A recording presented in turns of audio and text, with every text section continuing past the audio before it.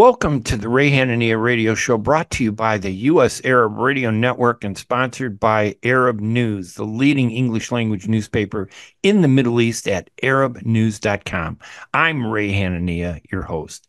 This season, the Ray Hanania radio show will focus on the U.S. presidential elections, the battle between the major party candidates, former President Donald Trump and Vice President Kamala Harris, and the third-party contenders who could push the election into the House, Robert F. Kennedy Jr. and Dr. Jill Stein. Who do Arabs and Muslims support in the presidential election, and why? I have two guests today who will help us answer that question and talk about their polls and surveys they've done and taken about the candidates. First up is John Zogby, founder of John Zogby Strategies. John founded the polling company more than 4 decades ago and has conducted research and polls in 80 countries around the world. His company is often cited for its accuracy and ability to identify trends in elections. John has a new book out, by the way, about elections called Beyond the Horse Race: How to Read the Polls and Why We Should. My second guest is Chris Habiby, the National Government Affairs and Advocacy Director for the American Arab Anti-Discrimination Committee, ADC, the largest grassroots organization representing Arabs in America. ADC conducted a survey at the end of July that showed preferences that Arab and Muslim Americans have in the presidential election. This show is broadcast live every Thursday at 5 p.m. on WNZK AM 690 radio in Detroit and Michigan, and rebroadcast on Monday at 5 p.m. also in Michigan. It's also available online at arabnews.com/Ray Radio Show. We will be right back to speak with our guests, John Zogby of John Zogby Strategies and Chris Habiby of the American Arab Anti-Discrimination Committee, right after these messages. ArabNews.com, bringing you breaking news from across the Middle East and the latest on Arabs in America. Get inside the latest headlines with expert analysis and insights at ArabNews.com. Join over 5 million Facebook fans and over 10 million monthly readers. ArabNews.com, news that matters to you. Hey Michigan, let's think beyond the sink and learn where the water your family drinks every day comes from. Private wells and public water supplies allow homes across Michigan to draw water from different sources, like lakes, rivers, and groundwater. Tap into the facts about your home's water source and learn about your home's water quality to protect your family's health. Visit michigan.gov/care for MI drinking water. A message from the Michigan Department of Health and Human Services. Ziyad brand. Quality products from our family to yours.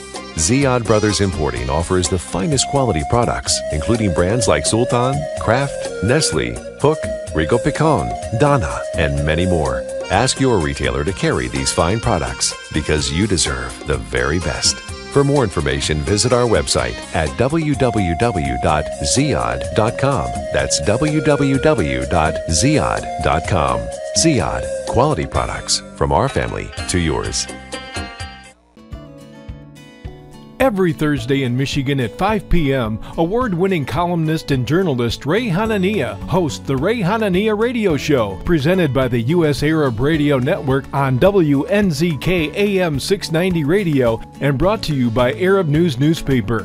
This season's focus is on the U.S. presidential elections. Will it be Donald Trump, Kamala Harris, Robert F. Kennedy Jr., or Dr. Jill Stein? Veteran political analysts and elected officials will join as guests. Join us every Thursday at 5 p.m. on WNZK AM 690 Radio for the Ray Hanania Radio Show, presented by the U.S. Arab Radio Network, a special on the presidential elections. Shows are rebroadcast each Monday at 5 p.m. Get to know more about the show at arabnews.com. Welcome back to the Ray Hanania Radio Show, broadcasting on WNZK AM 690 Radio in Michigan, on the U.S. Arab Radio Network, and also online at facebook.com/Arab News. We're going to focus on the elections this season during the radio show, and we're going to be broadcasting from now through the election until mid-December. I want to welcome my guest, pollster John Zogby of John Zogby Strategies. John founded the company more than 4 decades ago and has conducted research and polls in 80 countries around the world.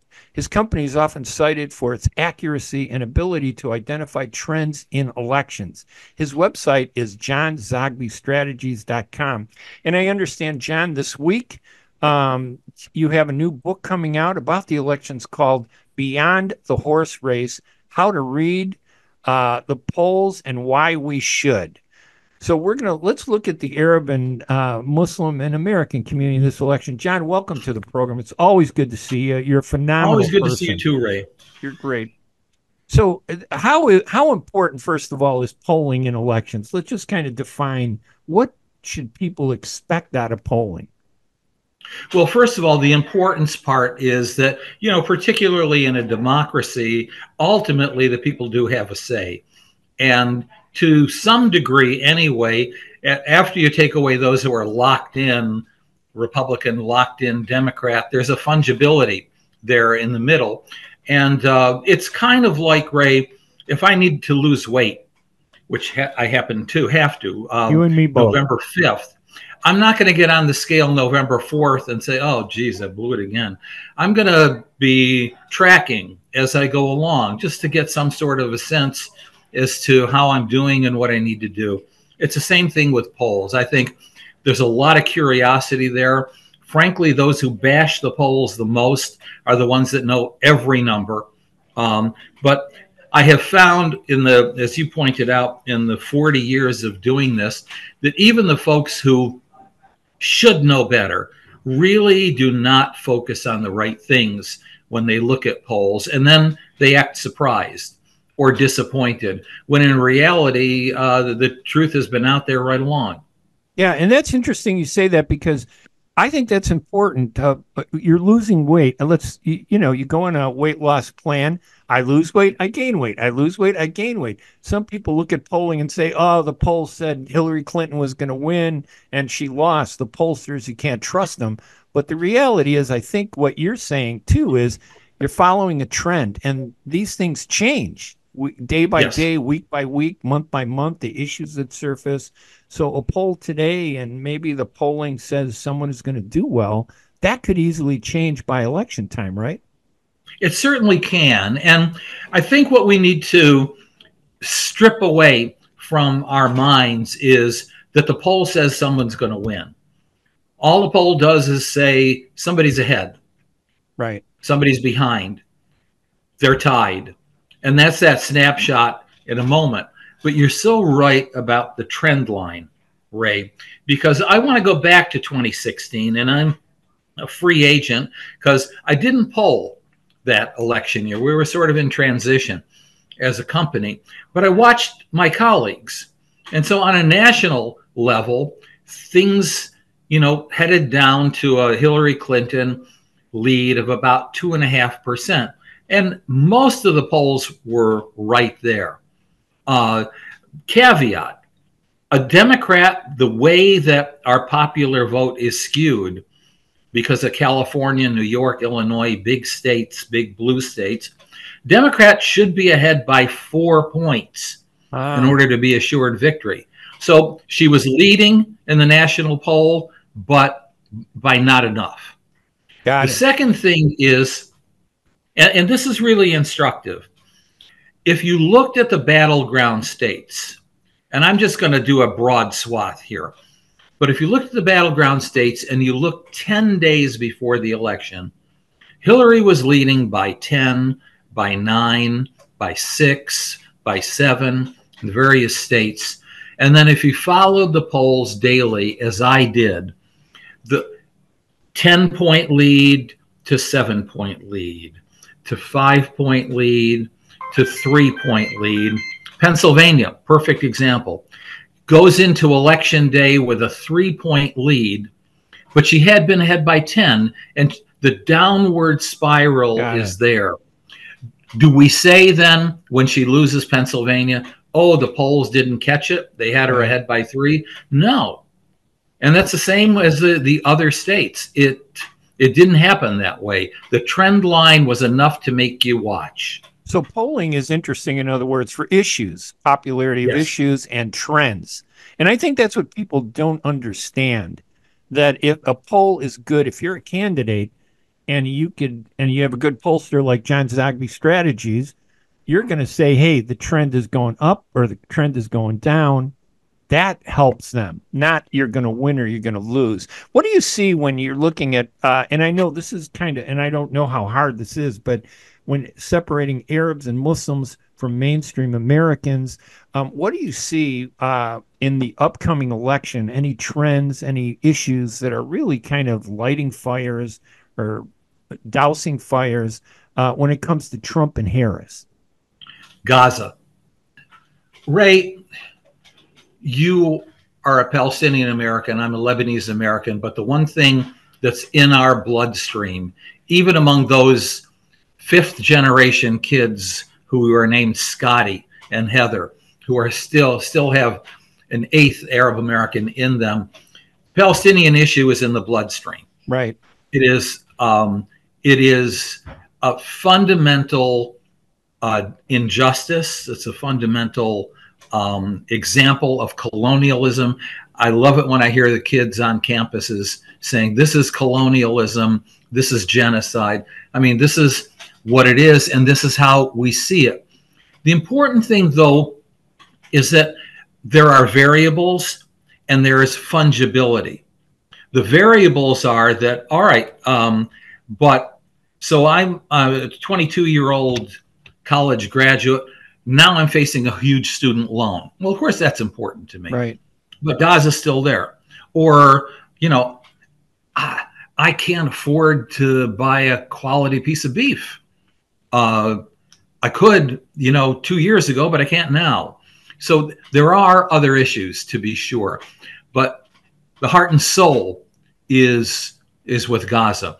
So there are the variables. The other is the fungibility, meaning the Arab American vote. Well, sure, I may live in upstate New York, and for local reasons, some Lebanese and Syrian are Democrats because maybe they got a job during the Depression. Some are Republicans because their values are conservative.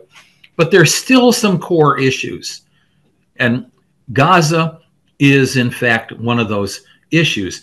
The important thing, though, fungibility, is that if I go back to the 1990s, I will see, the vote split, Democrat versus Republican. But then, when I get to the Iraq War and the Patriot Act, what I see is Arabs and Muslims shifting way over Democrat. John Kerry won the Muslim vote. I'm separating that out. Right. He won it with 75% of the vote. Bush got about 10% of that vote. And then earlier than that, Bush, running in 2000, had identified the profiling of Arab Americans, and the votes had swung over to Bush. Now it's back to Kerry. This time around, Biden had actually done well among Arab Americans. I mean, not a landslide, but he had won by 10 points in 2020. But in the most recent poll we did, and to be fair, I don't have anything among Arabs and Muslims since Kamala Harris. But what I do have going back to April is almost a destruction of the Democratic brand among Arab Americans and Muslim Americans because of Gaza. And just explain the term fungibility for listeners so they understand what that means. That it can go either way depending on the dominant issue. Got it. Yeah, got it. And it has. So, and I assume that Gaza, do you think, and maybe, in 40 years of polling, I know that I'm angry about the Republicans. I'm also angry about the Democrats. I could go to a third party, but I'm told over and over again, including by history, that third party candidates have a very difficult hurdle. As popular as some may become, like Ross Perot, he did impact the election, but he couldn't win. Have you seen any trends about the third party candidates like Robert F. Kennedy or Dr. Jill Stein or the others impacting this election in a way that might impact the results? Yeah, it could. Now, full disclosure, my partner and managing partner, of course, of John Zogby Strategies, Jeremy, is in fact polling for Bobby Kennedy. However, yes, they can have an impact. And right now, Kennedy's having more of an impact on Trump than he is on Harris. And Jill Stein is having a slight impact as she was on Biden.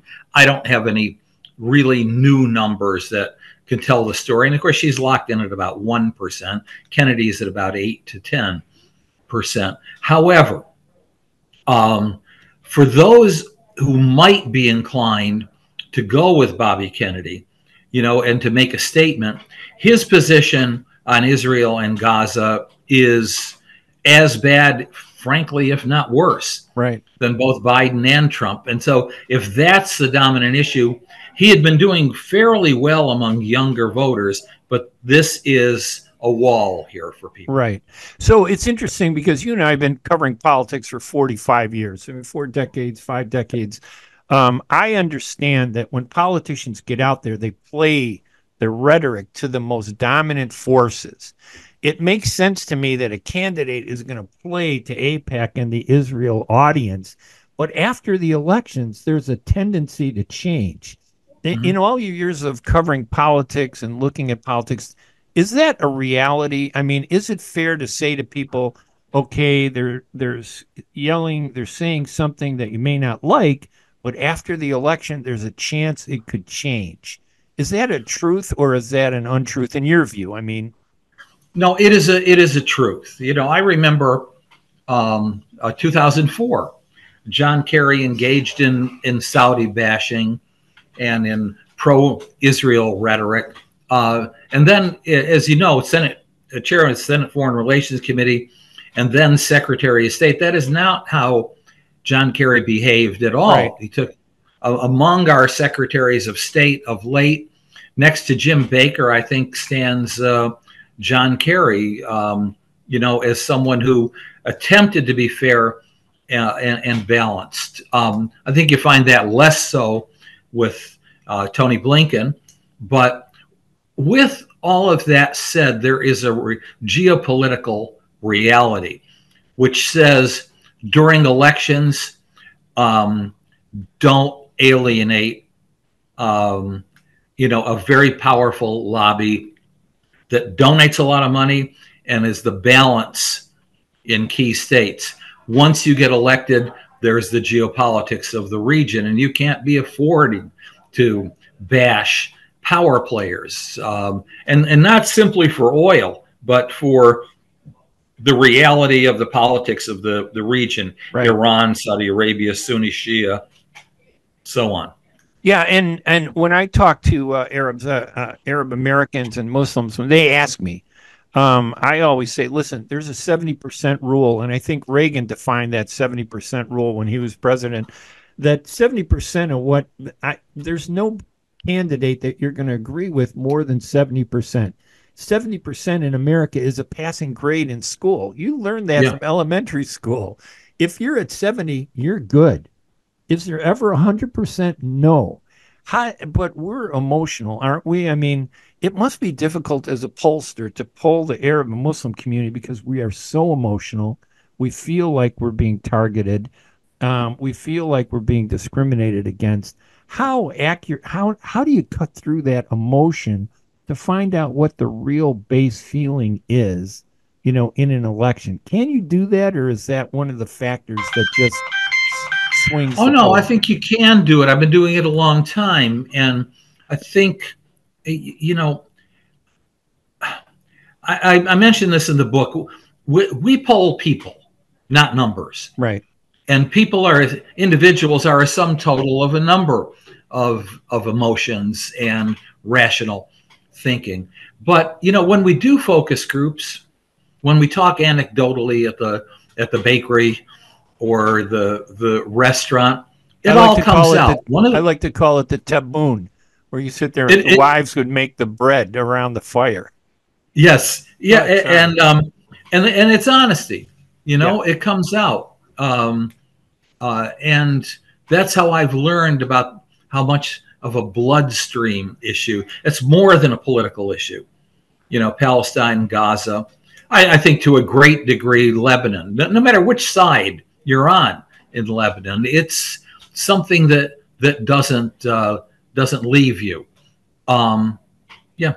So when you look at the polling that's out there, how do you see third-party candidates impacting the major party candidates? Can they throw this and push this into the House, or is that so far extreme that it's not likely? You know, I think that it was likely had Biden stayed in. I think it's less likely now that Harris is in. Now, the caveat again is that we've got a ways to go here. You know, we got about a little under 3 months to go, and I can not only say that anything can happen, but Ray, anything has already happened several times. Yeah. What's to say it's going to stop right now? Yeah, I can't foresee. In fact, I'll tell you right now, just dodging your question for a second or postponing that's all right it for a second. I don't know that Donald Trump has the juice to continue this for 3 more months. I mean, you're starting to see him running out of steam, stale, disinterested, and off his game.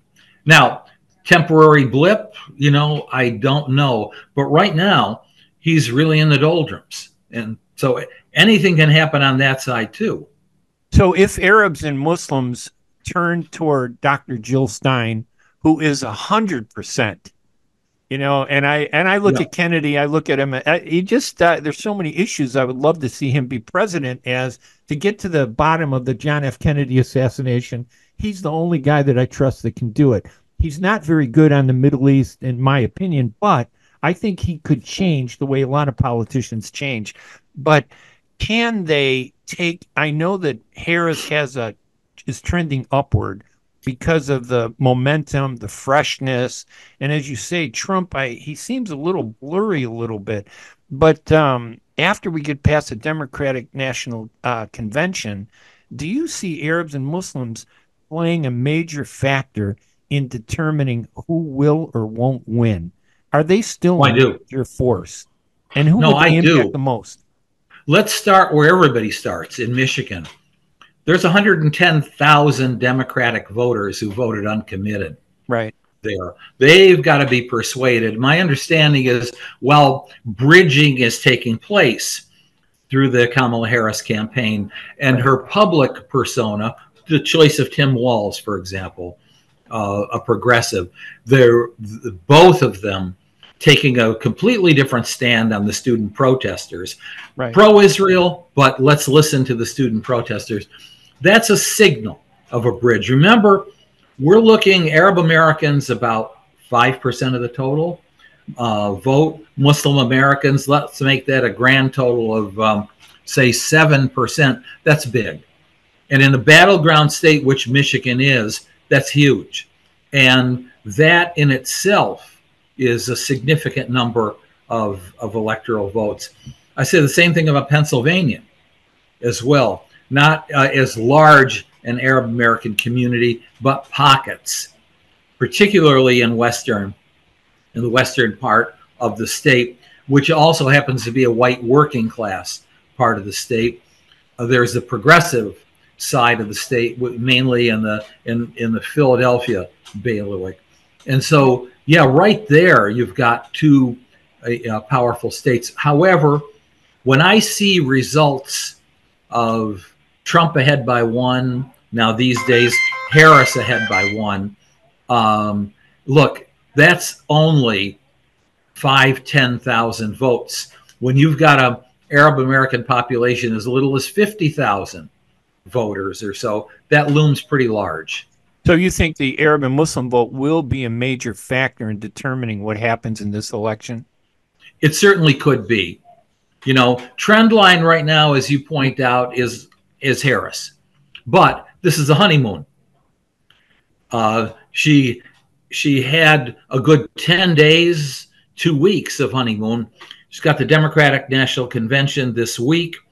The honeymoon continues. We begin in earnest on Labor Day. I suppose at that point, the Trump campaign, which incidentally is much better organized than at any other time that he has run, may straighten out its message, may tell with seriousness J.D. Vance to go disappear somewhere, milk some cows in Iowa, and don't do any media except local media. He seemed like a bad choice. If you have a vice president that's there to bring votes in, he seemed to kind of parallel Trump's vote. And I'm thinking, okay, what benefit did he bring to Trump? Walsh seemed to bring some benefit, a reinforcement that she cares about certain issues. I thought that helped her.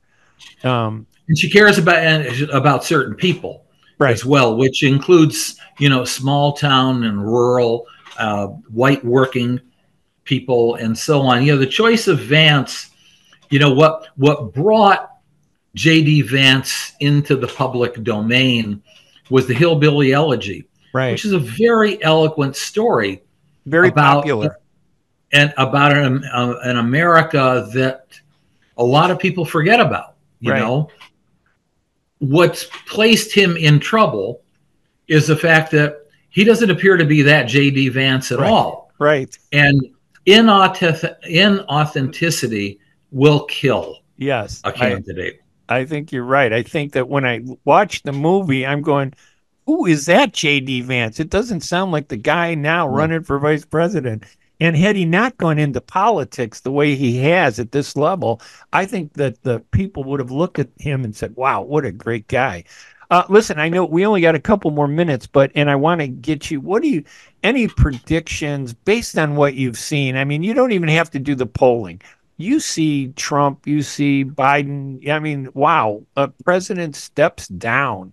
And for you and I, when we hear somebody say, I'm not guilty, I'm not guilty, I'm not guilty, I'm guilty, I'm not going to step down, I'm not going to step down, I'm not going to step down, they step down. It happens, right?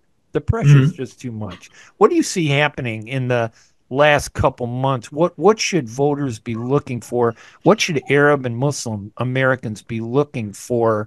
And let me give you an example about when Harris lectured the two protesters at the University of Michigan, students at her Detroit rally. I thought, wow, you didn't have to be so mean to them. It was more anger. And then later she tried to spin it back and say, no, we're going to try to address that. What should we be looking for as Arabs and Muslims in this upcoming election? So number one with Harris, that was a sister soldier moment. That was her telling one side, look, I expressed some sympathy, but you don't own me. Sit down and shut up. Arabs and Muslims, keep the candidates' feet to the fire. Don't back off. Don't let anybody blow smoke your way. The point has been made, but the point needs to be continued, certainly through a ceasefire and an actual peace plan of some sort. So this time around, don't say, well, I agree with her on this, and this, but I don't agree with her on that, so I'm going to hold my nose and vote for it. No, not this time. Do you think that Arab Americans, just a final question, are having more influence in this election than they have since your brother, Jim Zogby, in the 1980s, when they had a platform? They had such influence and power in a different way in defining the message. This time, it seems that Arabs and Muslims actually have the card to decide who is going to win. Do they have that power in this election to decide who? Yes, they do. I think the sun, moon, and stars are aligned. The issue is there. There's broad support on that issue, not only within our community, but among young people and progressives. And I can't get over the number of calls I'm getting. Where do Arab Americans stand? What do you think about Arab Americans? And I know, to speak on behalf of my brother, who's been tireless and very effective. Phenomenal guy. This time around is different. We hold some cards. All right. And so we'll be big players in this election, whatever happens. Let's talk again. All right. My guest, John Zogby, he is been a pollster for years. He has a new book coming out that I want you to look for. It'll be coming out next week, called Beyond the Horse Race: How to Read the Polls and Why We Should. It'll help you understand polling. And as John explained to us today, it's not about picking who's going to win, but it tells you which way the wind is blowing, where the trends are going up or down, and what are some of the big issues. John Zogby Strategies is the website if you want to look them up. John, again, it's a pleasure to talk to you always. Thank you, Ray. All right, buddy. Yeah, hey, take care. And yeah, let's do it again. ArabNews.com, bringing you breaking news from across the Middle East and the latest on Arabs in America. Get inside the latest headlines with expert analysis and insights at ArabNews.com. Join over 5 million Facebook fans and over 10 million monthly readers. ArabNews.com, news that matters to you.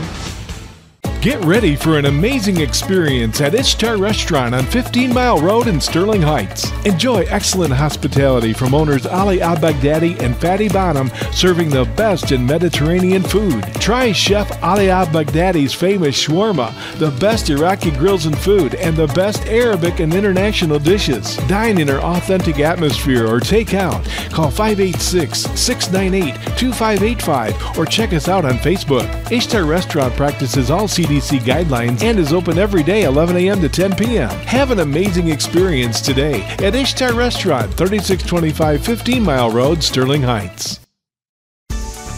Life for Relief and Development has now been rated as one of the best charities for humanitarian aid. Life's humanitarian projects span the globe, and Life is celebrating its 30th anniversary of providing essential life-saving aid to people and communities in 36 countries, regardless of race, color, religion, or cultural background. Where there is life, there is hope. And when disaster occurs here or around the world, including being one of the first responders to the Turkey-Syria earthquake crisis, Life for Relief and Development rushes in to provide food, medical aid, and shelter to those in need. We are looking to help the earthquake victims, and we take 0% overhead on emergency donations. So please help improve these efforts. Learn more about our involvement to help the helpless and bring hope where it's needed most, and make your tax-deductible donation to Life for Relief and Development now at lifeusa.org or call 248-424-7493. That's 248-424-7493.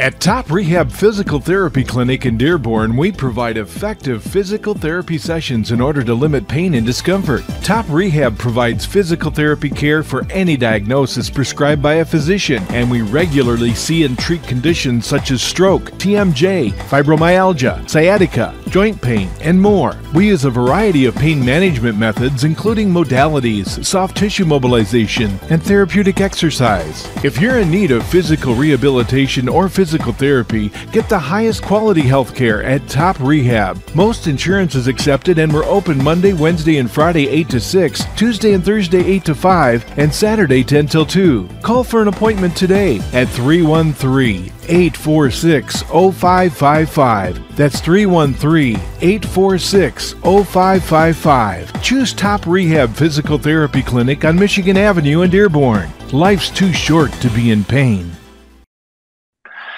I'd like to now welcome our guest, Chris Habiby, the National Government Affairs and Advocacy Director for the American Arab Anti-Discrimination Committee, ADC. ADC recently conducted, I think it was toward the end of July, a survey of Arab and Muslim Americans that showed their preferences that they have in the presidential election. Welcome to the program, Chris. It's great to have you here. Thank you so much for having me, Ray. Now, I wasn't surprised by the results. Dr. Jill Stein, according to your results, got 45, just a little over 45% of the Arab and Muslims who took the survey. And again, it's not a poll, but a survey said they preferred Jill Stein. Kamala Harris came in second with 27.5%. Your survey showed that there were at least almost 18% undecided, 6% not voting, and only 2% for Trump and 1.3% for Robert F. Kennedy. When you look at those results, what do they really tell us? I mean, in real terms, what's driving that? Yeah, thank you so much again. I think there's two big takeaways from the poll that we ran, from the survey we ran July 27th and 28th. One was just how deeply unpopular President Biden is within our communities across the country. And you saw that between a survey that we did back in May, and then this one. In the May survey, I think President Biden got somewhere around 7% of the community, whereas now Vice President Harris came in with 27.5%. So it's the first big takeaway. And then the second is just how much of a winning message being anti-genocide is for our communities across the country, including in some of the most important states come November. Because, Dr. Jill Stein has been very clear and emphatic in her anti-genocide message, including considering Arab Americans who are vocally anti-genocide as her running mate. And what's interesting, of course, is that Biden in prior surveys was so low, obviously, because it seemed like he was trying to make everybody happy and making nobody happy, especially in our community. Then he decided to step down, and suddenly you see this surge difference in the survey between Biden and Kamala Harris. What do you make of that? I mean, is there some hope? I mean, how do you interpret it? I see it as like maybe the community hoping she's going to be better, and maybe some believing she's going to be better. But was there some other factor that may have influenced that from your perspective? I think that part of it is hope. There's always hope that a new candidate means that they'll listen. That the fact that President Biden decided to to drop out of the race is an indication of the power of our movement. I think there's a very real just threat posed by some of the other candidates in the race, and our surveys are a reflection of people now considering the totality. But I do think when it comes time to enter the ballot box, that that what's happening in Gaza, the genocide that's going on, is still going to be very much top of mind. And Gaza, obviously, I think, and from your survey, I mean, was it just who would you support, or did it include other issues? So this survey was very specific on who do you support. If the election were held today, who would you be voting for? But to better understand the community's policy preferences, including on international affairs, ADC is actually in the middle of a very detailed information gathering. We have a survey out there. We're hosting town halls to hear from the community and develop an Arab American agenda that is for community and by community. So obviously, when you look at the survey results, the most recent ones, it's clear Gaza is the driving force. I mean, that seems to be clear because Dr. Jill Stein is the only one who's unequivocally in support of a two-state solution, unequivocally in support of a ceasefire, unequivocally in support of ending the carnage by the Israeli government. I don't like to criticize the Israelis, but I like to be very specific with the Israeli government and Benjamin Netanyahu. And and if I'm interpreting what you're saying correctly, there seems to be some hope that maybe Kamala Harris, a mainstream candidate, is moving in that direction. Clearly, Trump and Kennedy are out of the ball game. Do you think there's any chance that Arab Americans might support him? Support Donald Trump or RFK? Trump or Kennedy? Significant numbers. I can't see that happening. Not in the prediction business. Right. But when it comes down to it, our community is very much right now we're supporting Dr. Stein, and we're hopeful. But if the Harris campaign, the Harris Walls campaign, continues on the path that they're on right now, including what happened in Detroit at the end of last week, they might start to hemorrhage support just like Biden did.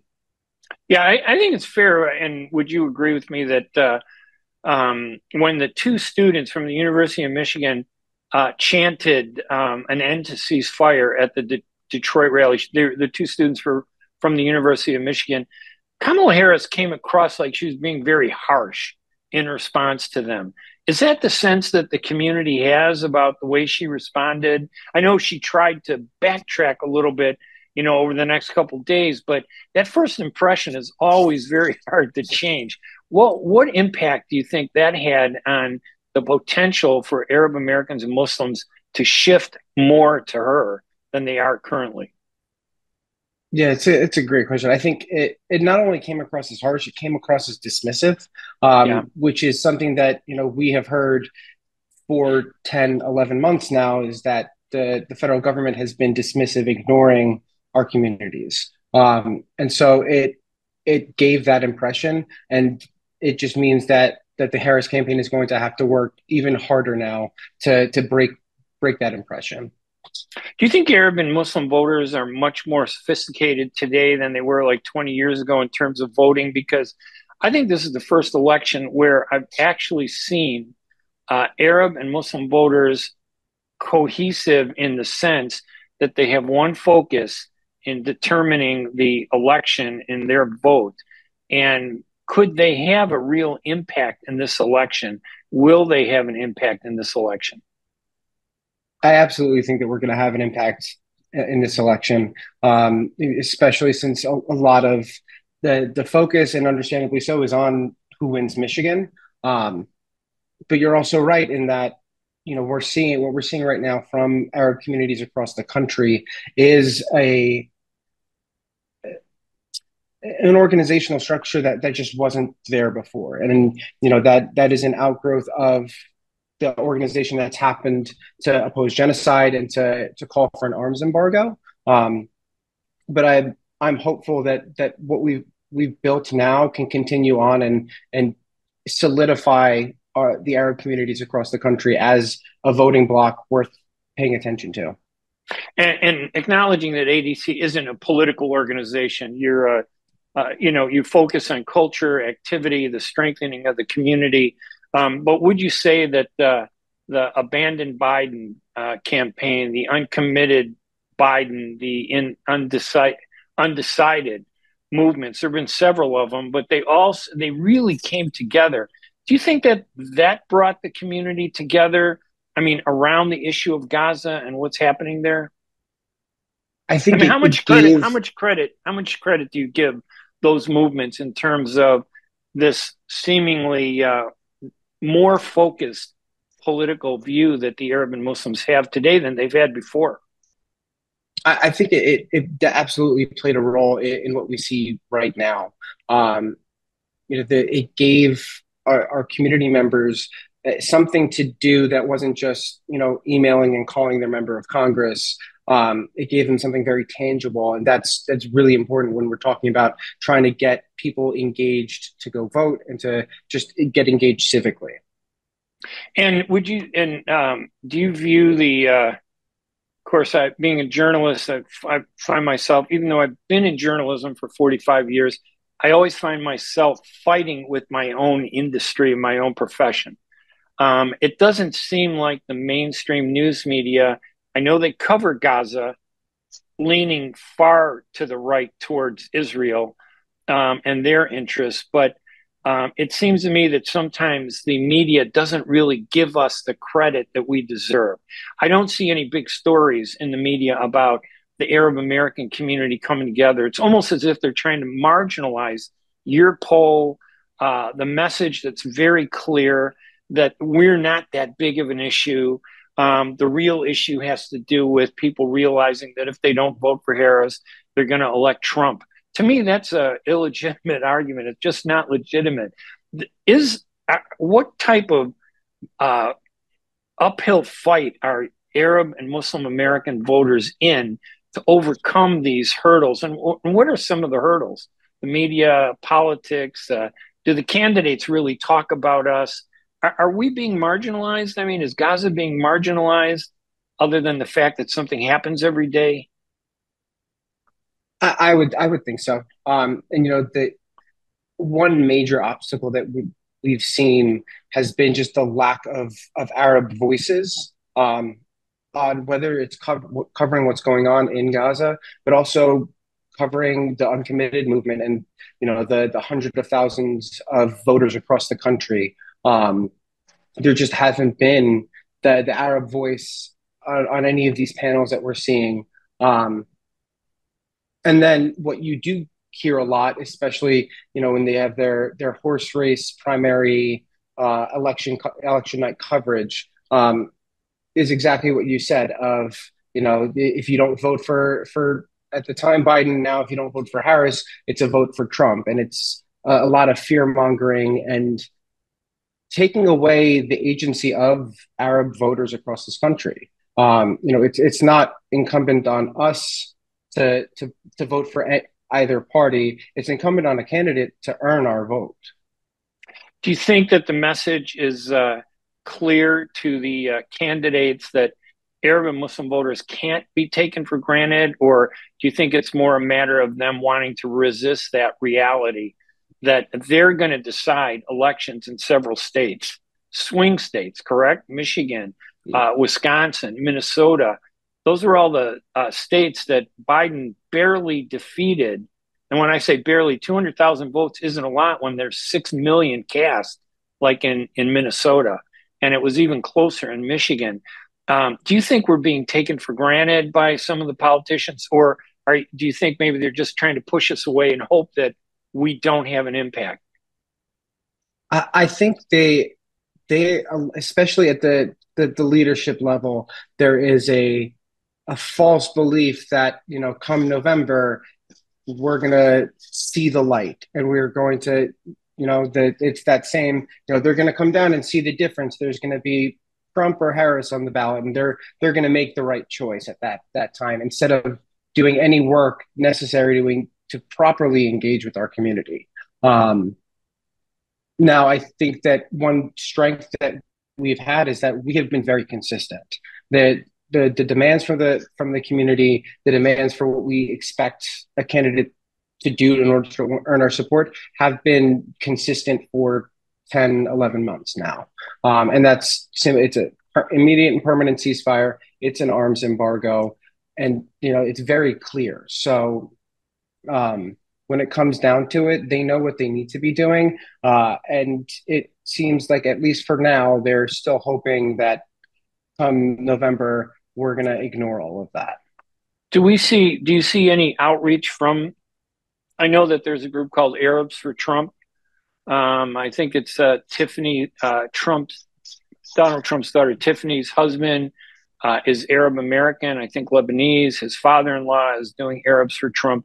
Do they have, did you see any significant movement on their part in terms of winning support from Arab and Muslims in the polling, or just in the observations over the last, several months?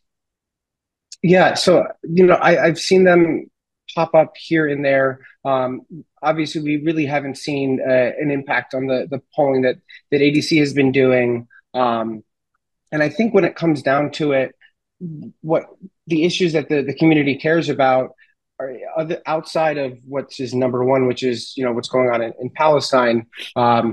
They find themselves deciding on issues like healthcare, like the economy, like every other American. And so each individual Arab American is going to make a decision on which party represents the issues that they care about most. How severely are we taken for granted? Because I don't hear them talking about the issues as an Arab and a Muslim. They absolutely need to be taken seriously. The fact that the uncommitted movement and the anger that our community felt towards President Biden that resulted in him no longer running for president is a big, should be a big wake up call, not just for the Democratic Party, but for the Republican Party as well.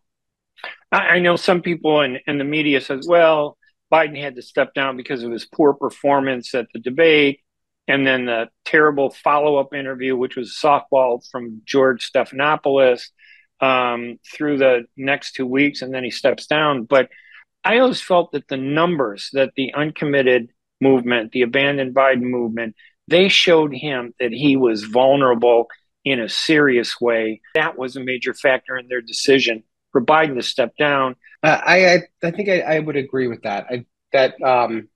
Those last 2 weeks, the debate, the Stephanopoulos interview, that definitely was maybe like the straw that broke the camel's back type of situation, but not so much this is the reason. They definitely the pushback and the uncommitted, all of that showed that Biden was a weak candidate, and so it was just the establishment was waiting for some sort of excuse to move on.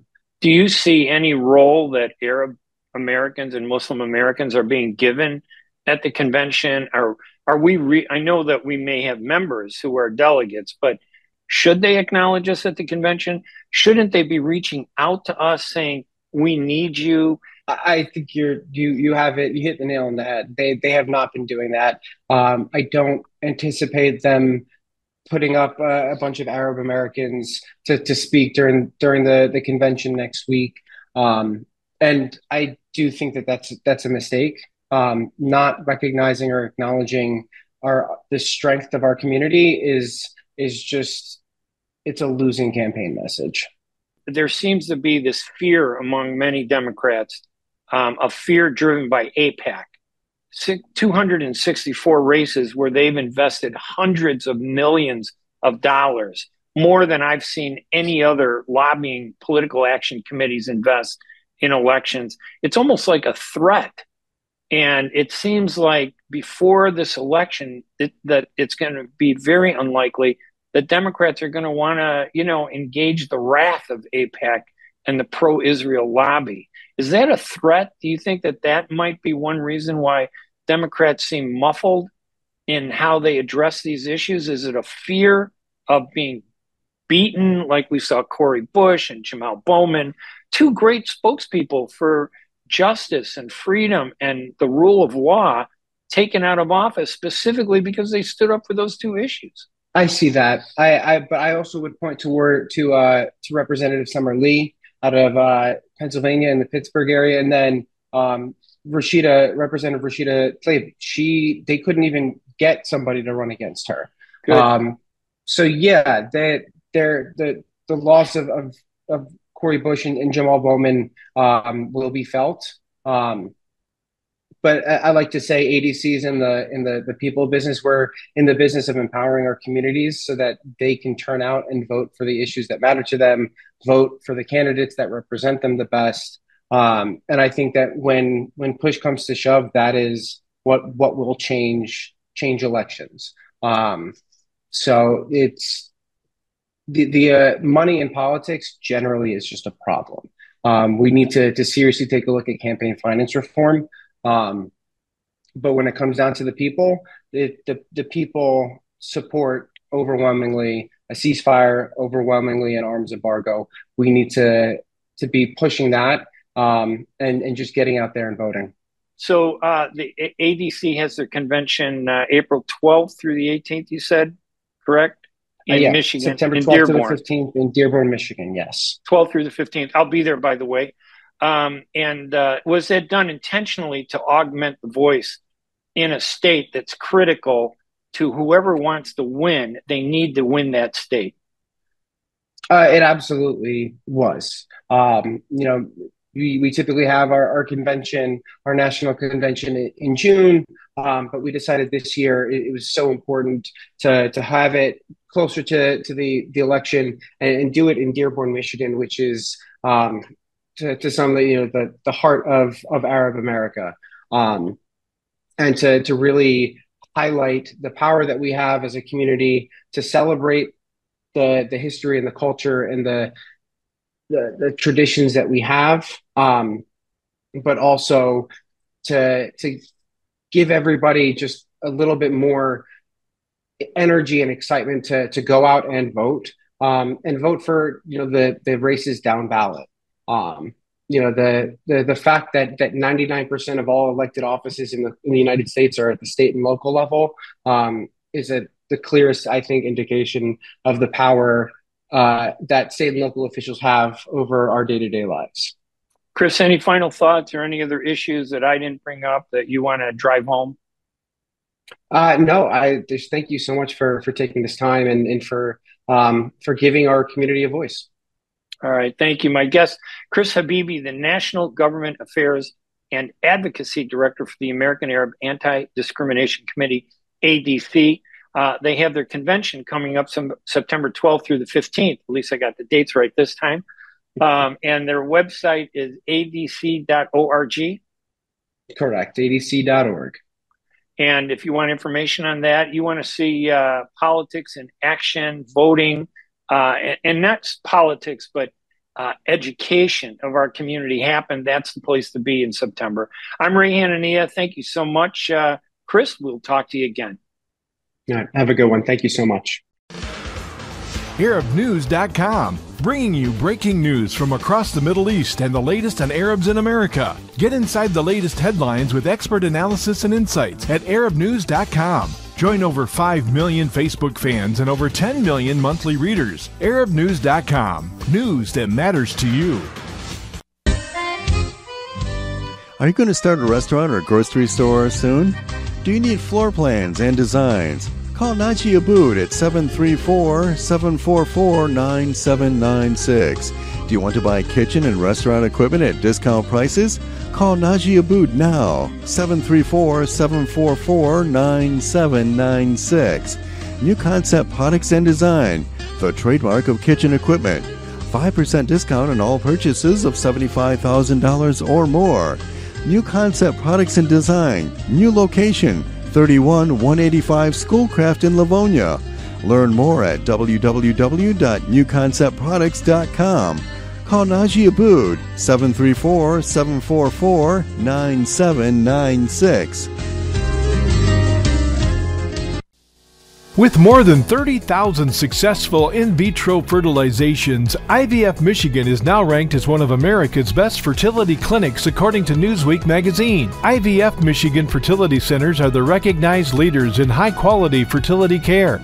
With locations in Bloomfield Hills and 9 other cities in Michigan and Ohio, IVF has experts in all aspects of the field. A founding member, American board-certified Dr. Nicholas Shama, is one of the leading reproductive endocrinologists in Michigan and Ohio. He has performed over 20,000 successful IVF cases, and it's helped thousands of couples fulfill their dreams of parenthood. When it's time to get personalized care from Dr. Nicholas Shama at one of America's best fertility clinics, call IVF Michigan Fertility Centers in Michigan and Ohio toll-free at 855-952-9600. 855-952-9600. Thank you for listening to the Ray Hanania Radio Show, brought to you by the U.S. Arab Radio Network and sponsored by Arab News, the leading English language newspaper in the Middle East at ArabNews.com. This season, the Ray Hanania Radio Show focuses on the U.S. presidential elections, the battle between the major party candidates, former President Donald Trump and Vice President Kamala Harris, and the third-party contenders who could push the election into the House, Robert F. Kennedy Jr. and Dr. Jill Stein. We'll be back next Thursday with more special guests to help us understand the role Arab and Muslim voters in America are playing in the presidential election. Check out our page at arabnews.com/Ray Radio Show for all of the programs that we've recorded and all of the story links that have been written about the program. And also you can go to my website at hanania.com, Hanania, hanania.com for my columns, my radio shows, my podcasts, and all my writing at Arab News. Have a great week, everybody. See you next Thursday. Good evening.